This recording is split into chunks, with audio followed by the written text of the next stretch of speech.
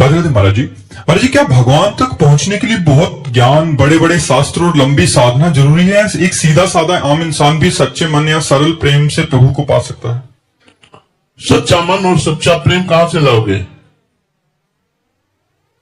क्या स्वाभाविक मन सच्चा प्रेमी है? हमें उत्तर दीजिए। पूरे जितने लोग बैठे हुए हैं, मन को छोड़ दो, क्या है सच्चा प्रेमी है? इससे ज्यादा गंदा कोई होगा ही नहीं। हम सब लोग बैठे हुए देख लो, अगर इसको मन को छोड़ दो, गुरुवाणी शास्त्र आज्ञा के अनुसार ना चलाओ, तो इससे ज्यादा कोई गंदा है नहीं। ये बहुत गंदा है, बहुत गंदा है। ये सच्चा प्रेमी बन ही नहीं सकता जब तक साधना नहीं करोगे। और सच्चा हृदय और बुद्धि का निश्चय वही तभी होगा जब पवित्र होगी बुद्धि। तो पवित्र करने के लिए तो साधना है, पवित्र करने के लिए तो शास्त्र है, पवित्र करने के लिए तो संत समागम है। इनके बिना मन पवित्र हो जाए और भगवान में लगा दो तो बहादुर समझे। कैसे सच्चा हो सकता है मन? मना कष्टान इंद्रियाणि प्रकृति स्थानी कर सती। बिना साधना के ये भगवान की तरफ जाता ही नहीं है, ये भोगों की तरफ ही जाता है। आप देख लीजिए, भगवान की तरफ तो कठिनता से जाता है, भोगों की तरफ सहजता से जाता है। इसीलिए शास्त्र स्वाध्याय बना है, इसीलिए सत्संग बना कि हम सत्संग के द्वारा, शास्त्रों के द्वारा, भजन के द्वारा अपने मन को पवित्र करके मन को जो संसार का प्रेमी उसे परमात्मा का प्रेमी बनाए। इसलिए ऐसा स्वयं स्वाभाविक प्रेम नहीं हो सकता परमात्मा से। स्वाभाविक प्रेम तो सिद्धों का होता है, जो सिद्ध हो चुके हैं उनका सहज प्रेम होता है। जाहि न चाही कबहु कछु, तुम सन सहज स्नेह, तुम सन सहज स्नेह, बसो निरंतर तासुर सोराउर निज गे। वाल्मीकि भगवान श्री राम से कहते हैं, जिसको कभी कुछ नहीं चाहिए और आपसे सहज प्रेम करता है, उसका हृदय आपका निज घर है, आप उसके हृदय में वास कीजिए। वाल्मीकि जी महाराज भगवान श्री राम जी से कहते हैं, हमारे हृदय में देखो ढूंढ के तो चाह की ही बाढ़ आ रही है, ये चाहिए, वो चाहिए, वो चाहिए, वो चाहिए। हम भगवान से प्रेम कर सकते हैं, नाटक कर सकते हैं भगवान से प्रेम का? प्रेम नहीं। प्रेम तो तब होगा जब साधना करोगे, भजन करोगे, मन को मारोगे, मन को पवित्र करोगे, तब जाकर के वो स्थिति आती है। बात समझ में आ रही है आपके? जी। अशोक जी रोहतक हरियाणा से। राधे राधे गुरु जी। गुरुदेव, कभू तो थोड़ो भजन कभू होत विशाल, मन को धीरज छूटे नहीं गहे ना दूजी चाल। महाराज जी, आपकी कृपा से थोड़ा सा भजन तो होता है, लेकिन फिर मन इधर उधर भाग जाता है। महाराज जी, क्या विशाल भजन सिर्फ सिद्धों का ही होता है? हाँ, सही बात है। जो भगवदाकार वृत्ति को प्राप्त हो गए, उनका प्रति सेकेंड भजन हो रहा है, वो कर नहीं रहे। जो हो रहा है वो विशाल भजन हो रहा है, निरंतर वाक्य भजन। कभी कभी सतोगुण की वृद्धि में साधारण साधक के द्वारा भी बहुत अच्छा भजन बन जाता है। फिर रजोगुण तमोगुण की वृत्तियों से आवृष्ट होकर के नाना प्रकार की कामनाएं अप्रमाद स्थिति में फंस जाता है। लेकिन साधक को अभ्यास मन को लेकर के नहीं करना चाहिए। हमारा मन विषयों में ज्यादा जाने दो, छोड़ो, तुम नाम पकड़ो, देखो कहां जाएगा, नाम में आ जाएगा। मन नहीं लग रहा तो नाम छोड़ दिया, तो फिर वो अपने में लगा लेगा, अपने में लगाएगा तो प्रकृति में लगाएगा, प्रकृति में लगाएगा तो कोई न कोई भोग वासना हमको बांध लेगी।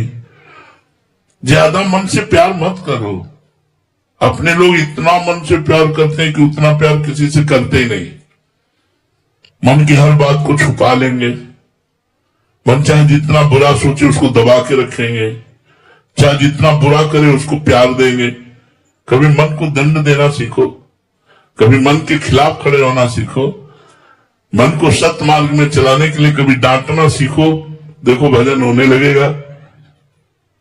आज भजन में मन नहीं लग रहा, ठीक है, तो आज हम उपवास करते हैं,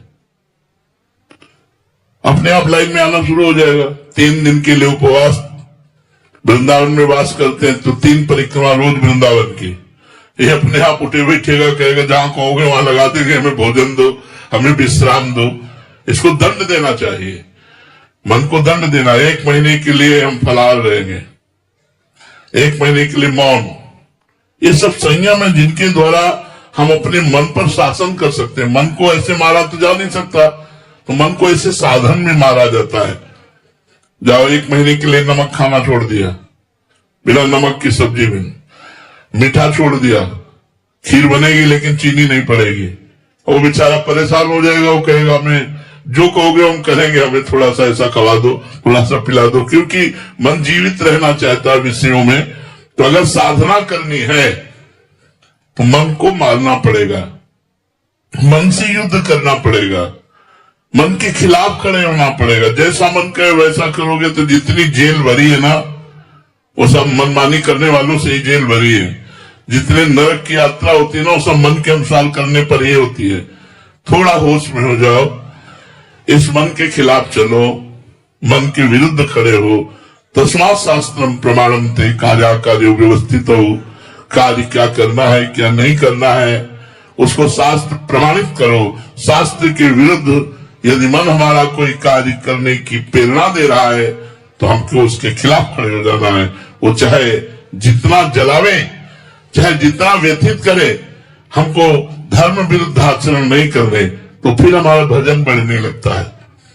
और जब मन भजन में लग जाता है और भजन परिपक्व होने लगता है तो फिर भजन करना नहीं पड़ता, फिर भजन होता है, स्वयं होता है।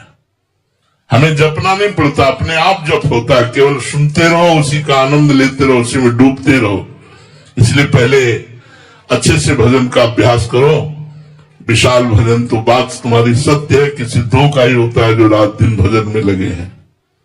सुरजीत कौर रंधावा जी। राधे राधे महाराज जी। महाराज जी, मेरा प्रश्न है कि क्या इच्छाओं का शांत हो जाना वास्तव में भक्ति में प्रगति का संकेत है? कभी कभी ये मन की थकान या वैराग्य या सूक्ष्म अहंकार से भी हो सकता है। नहीं नहीं नहीं, ये भक्ति की वृद्धि का ही प्रतीक है। जैसे जैसे इच्छाएं शांत होती जाती है वैसे वैसे भगवान की निर्मल भक्ति बढ़ती जाती है। ये इच्छाएं ही जन्म मृत्यु का कारण है। ये इच्छा ही हमारे और भगवान के बीच में पर्दा है। ये इच्छा ही जीव को देहाभिमानी बना देती है। इसलिए जहां तक हो सके इच्छाओं का त्याग करें। त्यागात् शान्तिरन्तरम्, त्याग के अनंतर ही शांति की प्राप्ति होती है। तो ये इच्छाओं का त्याग भगवान की कृपा से भगवान की भक्ति बढ़ रही है, संकेत है। जितनी इच्छाएं कम होती चली जाए उतने बहुत अच्छी बात है। हरनेक सिंह जी जलंधर से। राधे राधे महाराज जी। महाराज जी, मैं निहंग सिंह हूँ। जब यात्रा करते हैं तो हर जगह साधु का सम्मान नहीं होता, लेकिन वृंदावन में होता है। ऐसा क्यों महाराज जी? क्योंकि सब जगह संतों को जानते नहीं है लोग। रजोगुणी तमोगुणी लोग होते हैं। हम लोग जब गंगा किनारे भ्रमण किए तब जैसे 4 लोग शराब पिए। अब नौजवान शरीर 13 वर्ष से बाबा जी है तो 18, 28, 38, 48 सब ये पार हुई है ना। तो नौजवान शरीर बोले बाबा जी हो सकता है। अब बिल्कुल हमारा शरीर ऐसा होता है एकदम वीर पुरुष जैसा से। अब तो किडनी फेल हो गई है, नहीं तो बोले ऐसे बाबा जी नहीं होते। अब 4 लोग घेर के 2-4 थप्पड़ मारे। हमने भगवान का कृपा प्रसाद समझा, आगे बढ़े। मारपीट भी सहनी पड़ती। संतों को तो गालियां मारपीट या इनाम में सहना पड़ता है। तो बाहरी लोग थोड़ी, वृंदावन में तो भक्तों की भरमार है। ये तो प्रेमियों का खेत है। यहाँ तो आप ऐसे ही माला ले लीजिए तो आपको प्रणाम करने लगेंगे, भाव करने लगे। बाहर ऐसा कहाँ, बाहर तो देखो वो जान बख्श दे, इतनी बड़ी बात है। अभी पालघर में पिछले वर्षों में सुना था कि दौड़ा दौड़ा करके, तब बताओ क्या वो राक्षस थे, क्या उनके सींग थी या शेर थे? अरे संत थे, उनको पकड़ लेते, दिन में जानकारी करते, अगर गलत निकलते तो पुलिस के हवाले कर देते। जान से मारने की क्या जरूरत थी? तो आज का समय भगवान की कृपा से साधुता का निर्वाह हो जाए तो हो जाए, नहीं बाहर भ्रमण करने लायक नहीं समय रह गया। अब भ्रमण करने लायक समय नहीं है। इसीलिए संत महात्मा जन भगवत धामों का आश्रय ले लिए। बड़े बड़े जो पुरिया हैं, धाम है, इनमें संत जन रहने लगे। नहीं पहले गांव गांव भ्रमण करते थे, भिक्षावृत्ति से जीते तो भ्रमण करते थे। संत सुखी विचरंत में हम लोगों ने यही जीवन निर्वाह किया है। 20 वर्ष जो भिक्षा आकाशवृत्ति से मिल गई, खाया ने, रात दिन गंगा किनारे रह के किसी मंदिर में पड़े, कभी किसी वृक्ष के नीचे पड़े और भजन किया। अब ऐसा हो तो मार डाले। जवान साधु को गांव में भिक्षा के लिए घुसे, कोई रो दे बच्चा, बोले बच्चा चोर है, मार डालेंगे लोग। बड़ा समय खराब चल रहा है। आज का समाज बहुत विचित्र है। नए नए लड़के सब शराब पी के ड्रग्स लेकर गंदी बातें करते हैं, साधु महात्माओं को ढोंगी पाखंडी समझते हैं। वो ये जानते ही नहीं कि संत महात्माओं का क्या स्वरूप होता है, तो वो अपमान भी कर देते हैं, अपने को सहना पड़ता है। बहुत हम लोगों को गालियां मिली हैं। जैसे कभी भूख से पीड़ित होकर किसी दरवाजे में गए, राधे श्याम, वहां निकले, देखा एकदम और अंदर मंत्र चल रहा है। फिर वो गाली देना शुरू किया, ए भाई रोटी मांग रहा हूं, गाली नहीं यार, तू रोटी दे दे, तो देना ले तो बदला दे यार, गाली काय को देता है। ऐसे अपने लोग हंस करके बड़े बड़े अपमानों को सहा। ये संत मार्ग ऐसा मार्ग नहीं है कि इसमें हम उनको गाली दे दे। नहीं, मुझे गाली दे रहे हो, मैं मुस्कुरा करके तुम्हें क्षमा कर दूंगा, तुम्हारे अहित नहीं होने दूंगा, पीछे भी अमंगल नहीं होने दूंगा। भगवान से प्रार्थना करूंगा कि आपका मंगल न हो, क्योंकि आप अज्ञान से हो। अगर आपका भाव सही है तो भगवान आप पर कृपा करें, और आपका भाव गलत है तो भगवान आप पर कृपा करें, आपकी बुद्धि शुद्ध करें, आपको तनिक भी कष्ट नहीं होना चाहिए। तो संत का तो यही स्वभाव भगवान को प्रिय लगता है कि जो हमें अपमानित करे, जो हमारा अपमान करके हमें मारे पीटे, उनका भी हम मंगल मनाए, उनका भी हम मंगल मनाए। और भगवान का हर विधान मंगलमय है ऐसा माने, तेरा किया मीठा लगे। जैसा प्रभु कर रहे हैं वैसा हम उसे स्वीकार। साधु जीवन बड़ा निर्मल जीवन होता है, बड़ा शांत का। आप 4 गाली दे दो, हम आपका मंगल मनाए, आपका बुरा ना मनाए, तब तो साधुता एक अलग चीज है, साधुता एक अलग चीज है। तो समाज साधुता को नहीं जानता है। जो सत्संग करते हैं वो तो जानते हैं संतों को, लेकिन जो सत्संग नहीं करते वो क्या जानते हैं? क्योंकि कुछ फिल्में ऐसी निकल गई हैं, कुछ बातें ऐसी निकल गई जिससे लोगों को संतों पर विश्वास नहीं। तो इसलिए हम लोगों को गालियां सहना पड़ेगा, हम लोगों को अपमान सहना पड़ेगा। अपमान और गालियां सहकर भी इस जगत का मंगल करना पड़ेगा, क्योंकि हम भगवान के भक्त हैं, हम संत हैं, भगवान के पार्षद हैं, तो हमको इनका मंगल करना पड़ेगा। जी राजन कुमार जी, वापी गुजरात से। महाराज जी, ये अहंकार कहाँ रहता है? अंतःकरण में, सूक्ष्म शरीर में। ये जो स्थूल शरीर देख रहे हो, इसके अंदर एक सूक्ष्म शरीर है। आज तक कोई वैज्ञानिक नहीं पैदा हुआ जो सूक्ष्म शरीर तक पहुंच पावे। अभी स्थूल शरीर तक ही पहुंचे, सूक्ष्म शरीर तक किसी की पहुंच नहीं। किसी अमेरिका या कहीं भी आपने सुना हो कि मन, बुद्धि, चित्त, अहंकार, इनका एक्सरा हुआ है? कहीं आज तक कोई मशीन, कोई अल्ट्रासाउंड, सिटी स्कैन, जितना होगा इस ढांचे का होगा, पांच भौतिक ढांचे का होगा, स्थूल शरीर का। सूक्ष्म शरीर तक पहुंच नहीं है। सूक्ष्म शरीर में अहंकार वास करता है। मन, बुद्धि, चित्त, अहंकार, ये अंतःकरण चतुष्टय में अहंकार वास करता है। वहां से अगर इसको हटा करके अपने स्वरूप में स्थित कर दें तो अभी मोक्ष को प्राप्त हो जाए, अभी इसी क्षण मुक्त महापुरुष हो जाए। पर यही अहंकार तो बांधे हुए, इसी को मिटाने के लिए साधना की जाती है। अंतःकरण में रहता है अहंकार। स्नेहा हरिवंश, राजस्थान से। राधे राधे महाराज जी। महाराज जी, जैसे कि आपके श्रीमुख से सुना है कि कृपा की एक दिव्य हवा चल रही है, जो इसमें बह गया तो बह गया, रह गया तो रह गया। हम आपकी कृपा से ऐसा क्या करें कि हम भी इस कृपा रूपी हवा में बह जाएं? नाम जप करो, गंदे आचरण मत करो, गंदा भोजन मत करो, गंदे दृश्य मत देखो, गंदे लोगों से मित्रता मत करो। इतना करके देखो, फिर आप देखोगे आपके ऊपर कृपा है, ऐसा अनुभव होने लगेगा। साधु महात्माओं का संग करो, उनकी वाणी सुनो, पवित्र भोजन पाओ, अच्छे लोगों का संग करो, अच्छे दृश्य देखो, अच्छे आचरण करो। इसी से आपका मंगल विधान शुरू हो जाएगा। आप हृदय में देखेंगे कि एक अद्भुत आनंद, एक अद्भुत शांति। तो आगे का मार्ग आपको बताना नहीं पड़ेगा, आप खुद भागेंगे भगवान की तरफ। नहीं तो गंदा आचरण, गंदा भोजन, गंदा संग, तो ये फिर प्राकृतिक माया जनित भोगों की चाह होती रहेगी। राकेश यादव जी, बनारस। राधे राधे महाराज जी इंसान सब कुछ पाने के बाद भी अंदर से खाली क्यों महसूस करता है? क्या मन की इच्छाएं का कभी अंत होगा या नहीं? मारना पड़ेगा, कभी इसकी पूर्ति नहीं हो सकती, कभी पूर्ति नहीं हो सकती। आप देख लिए, हम देख लिए, सब देख लिए, देख लो, बचपन से लेकर होश जब संभाला तब से लेकर अभी तक इसकी चाहे एक न एक पेश बनी रहती है। आज ये खा लूं, आज ये देख लूं, आज ये दिखा दो, आज ये भुगा दो, आज वहां ले चलो, आज ये करा, वो करा दिया, दूसरी नई बात फिर खड़ा कर देता है, तीसरी नई बात फिर खड़ा कर। इसको रोकना पड़ेगा, और बिना अध्यात्म के रुकेगा नहीं। अध्यात्म में सामर्थ्य मन को रोकने की, और रुक गया तो निहाल कर देगा। फिर ये ऐसा भी साथी है कि अगर ये भजन में लग गया और रुक गया तो निहाल कर देगा ये, नहीं तो ऐसे कभी। आप इतना समझ लो, एक आदमी को संपूर्ण प्रकृति का भोग दे दिया जाए तो भी तृप्त नहीं होगा, क्योंकि लोक में वो सुख नहीं है जिससे मन शांत हो जाए, जिससे मन परमानंद में डूब जाए। वो लोक में कोई पद नहीं है, कोई धन नहीं है, कोई भोग नहीं है। आप किसी को देखकर समझते बहुत सुंदर है, कोई उसको भोग रहा है और वो तीसरे को देख रहा है।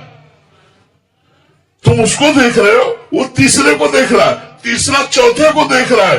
पूरी सृष्टि इसी में फंसी हुई, कहीं सुख नहीं है, कहीं विश्राम नहीं है।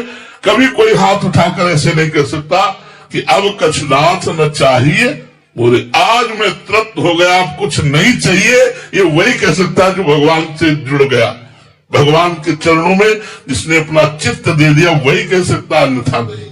जी ममता जी जयपुर से।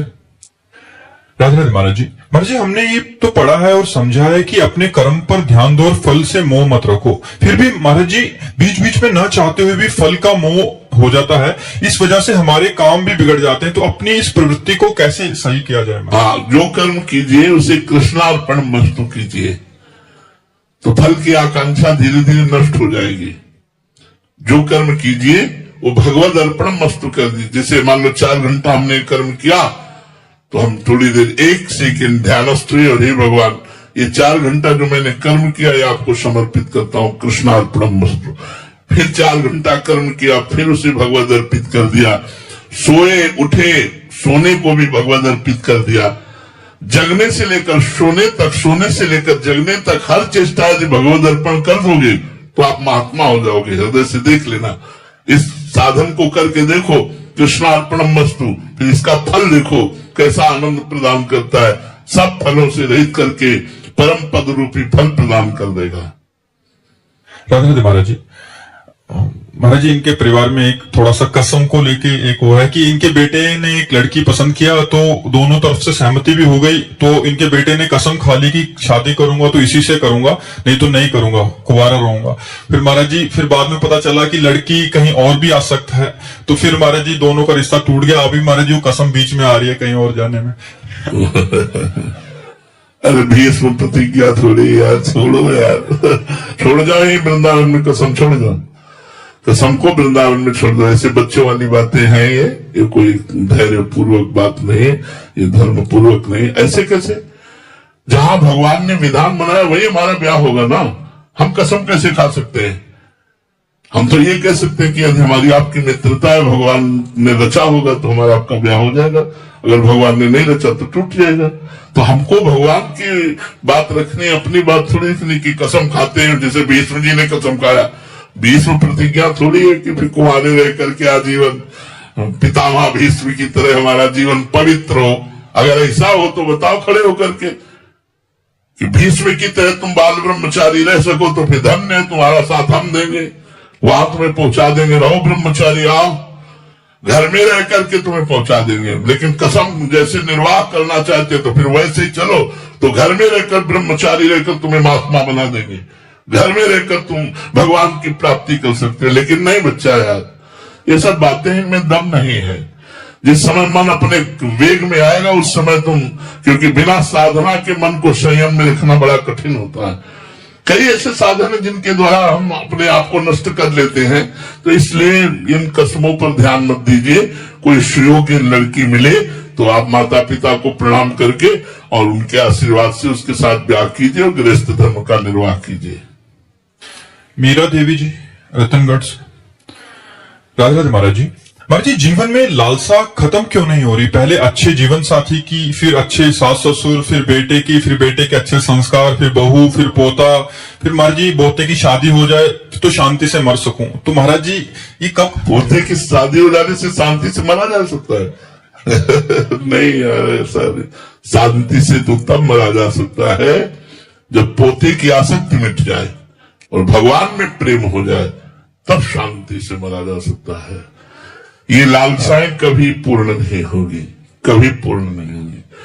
देखो, भरत जी ने राज्य त्यागा, पुत्र परिवार त्यागा, गंडकी नदी के किनारे भजन कर रहे, लेकिन हिरण के बच्चे में आसक्ति हो गई, तो अगला जन्म हिरण का हुआ। अगले जन्म का हेतु ये आसक्ति है। आसक्ति को जितनी जल्दी मिटा सको तो लालसाएं मिट जाएंगी। इसी के लिए हम कहते हैं खूब नाम जप करो। जितना नाम जप करोगे उतने आपके अंदर ज्ञान होगा, जितना ज्ञान होगा उतने आसक्ति, मोह, चाह ये सब मिटेगी और हृदय आनंदित हो जाएगा। विराज भट्ट जी, अहमदाबाद से।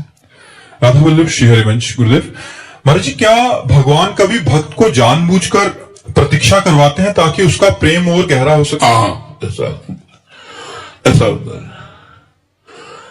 भगवान ने माया का घूंघट डाल रखा है तो सबके सामने, सब रूपों में वही है, तो माया का पर्दा डाल रखा है। ये जो माया का पर्दा डालकर मेरा प्रभु छुपा हुआ है, उसका एक ही कारण है, विरह। इतना हमें तड़पण हो जाए कि मैं सब कुछ भूल जाऊं और रोऊं उसके लिए। तो एक पर्दा हटाया तो जित देखो तित श्याममयी, जिधर देखो उधर श्याम सुंदर खड़े, जिधर देखो उधर भगवान विराजमान है। श्री राम में सब जग जानी, करो प्रणाम जोरी जुग पानी। सब भगवान विराजमान है, पर वो माया का पर्दा है। वो इसलिए है कि मैं विकल हो जाऊं। विकल क्यों हो जाऊं? क्योंकि और कुछ याद ना रहे, केवल भगवान की अनन्य स्मृति हमारे अंदर रह जाए, इसलिए भगवान माया का पर्दा लगाकर बैठे हैं। जे भी अनन्य स्मृति जागृत हुई, सब जिधर देखो सर्वम खलमिदम ब्रह्म ने नानास्ति किंचन, किंचन मात्र ब्रह्म के सिवा और कुछ है नहीं, वही परमात्मा विराजमान है।